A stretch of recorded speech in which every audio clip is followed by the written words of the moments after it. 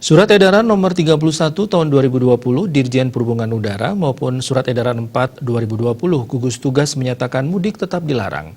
Penerbangan pun dibatasi dengan sejumlah pengecualian atau exemption bagi pelaku perjalanan dengan persyaratan-persyaratan khusus yang diizinkan bepergian.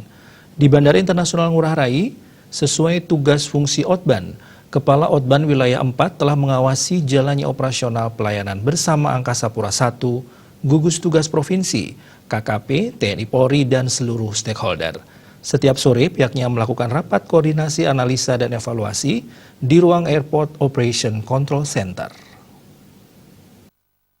Otoritas Bandara Otban Wilayah 4 Elvi Amir Sabtu 16 Mei menjelaskan jumlah pelaku perjalanan sejak berlaku surat edaran tersebut pada 7 hingga 13 Mei masih didominasi pekerja migran yang direpatriasi. Total penumpang pesawat mencapai 2.211 orang.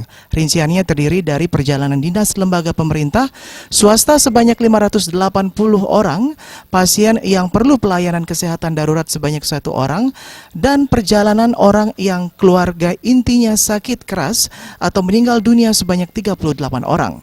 Sisanya merupakan pekerja migran dan orang-orang yang direpatriasi karena alasan khusus sebanyak 1.592 orang. Elvi Amir menyatakan repatriasi pekerja migran Indonesia mendominasi sebesar 72% dan perjalanan penumpang pengecualian 26,23%, perjalanan penumpang yang keluarga sakit meninggal 1,72% dan perjalanan yang butuh pelayanan darurat 0,05%.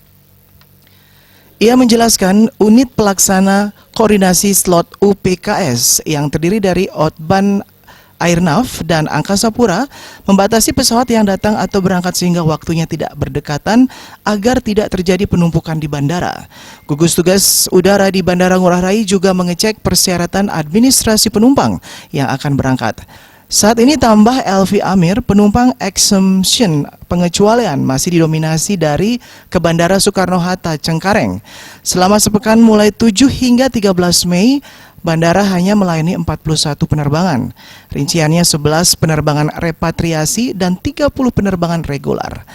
Pramana Wijaya, Bali Pos melaporkan.